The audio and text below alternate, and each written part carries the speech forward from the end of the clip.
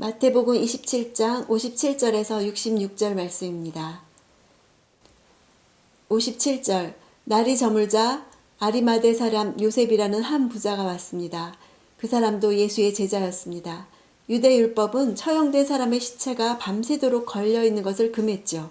해질 때까지는 장사되어야 했지만 예수님의 친족들은 모두 갈릴리 출신이기 때문에 그들 중 누구도 예루살렘의 사유지와 무덤을 소유하고 있지 않았습니다. 아리마대 요셉이 등장하면서 사내들인 공회원인 그가 예수의 제자였다는 것은 기록된 복음서 너머에 얼마나 많은 이야기들이 있는가를 우리에게 보여줍니다. 마태가 그를 부자로 소개한 것은 이사야서 53장 9절에 그 묘실이 부자와 함께 되었도다.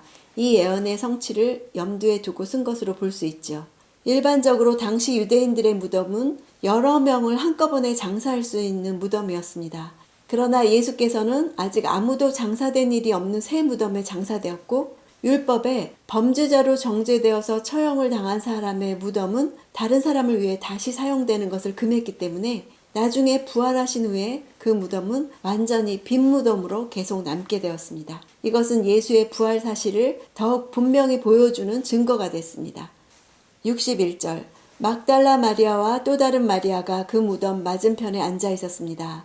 마태는 불과 몇 구절 사이에 똑같은 여인들의 이름을 3번이나 언급하고 있습니다. 이렇게 이름들이 일일이 기록되었다는 것은 하나님이 우리가 어느 자리에 있었는지 다 기억하고 다 보고 계시고 보상해 주시는 것을 알 수 있습니다.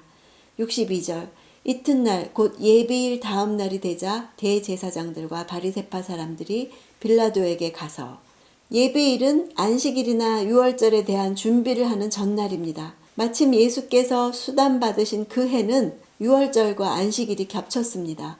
예비일은 유대인들이 유월절이나 안식일에 아무것도 하지 않았기 때문에 그 전날에 필요한 모든 일을 미리 해둔 데서 유래한 표현이죠. 여기서 안식일에 바리새파 사람들이 빌라도에게 허락을 받아서 무덤을 밀봉했다는 사실은 충격적입니다. 마태는 바리새인들이 스스로 그처럼 중요하게 여기던 안식일 규례까지도 기꺼이 어길 정도로 예수님을 열렬히 대적하는 모습을 지적하려고 한 것 같습니다.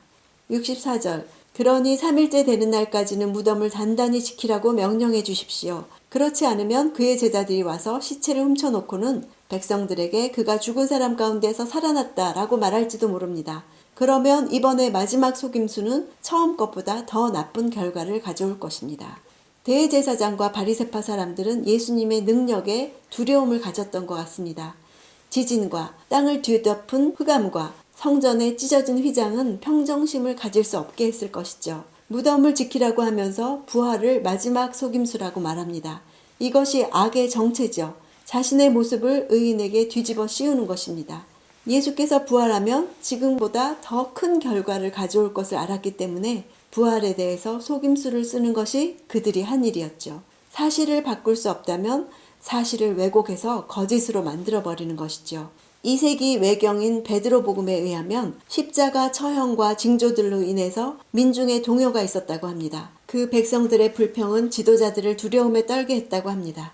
당시 십자가에 못 박혀 죽은 시체는 들판의 도랑에 던져졌습니다. 로마인의 책임이었으나 뜻하지 않은 아리마대 요셉의 행동으로 인해서 그 시체가 유대인의 관할에 들어가게 됐으므로 유대인의 일이 되었던 것이죠.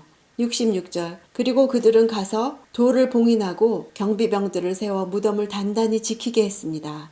무덤을 임봉하는 작업은 먼저 무덤의 입구를 큰 돌로 막는 것이죠. 그 다음 그 돌을 밧줄로 메어서 무덤과 연결한 후에 밧줄의 중앙과 양끝을 흙이나 밀랍으로 칠해서 그 위에 인을 찍었다고 합니다. 이는 예수의 제자들이 시체를 가져가지 못하도록 막는 데만 목적이 있는 것이 아니었습니다. 3일이 지나도록 무덤에 아무런 이상도 없었음을 이 인봉을 통해 백성들에게 보임으로써 예수를 사기꾼으로 몰 생각이었던 것이죠. 그러나 이들의 노력은 오히려 예수의 부활을 더욱 확증해주는 증거가 되고 말았습니다. 경비병들에 대한 내용은 마태만이 다루고 있는데요. 마태가 이 복음서를 쓸 당시에 실제로 이런 소문들이 퍼져 있었습니다. 그래서 마태는 그런 그릇된 주장의 근원을 밝혀주기 위해 경비병에 대한 이야기를 상세하게 언급하고 있는 것으로 보입니다.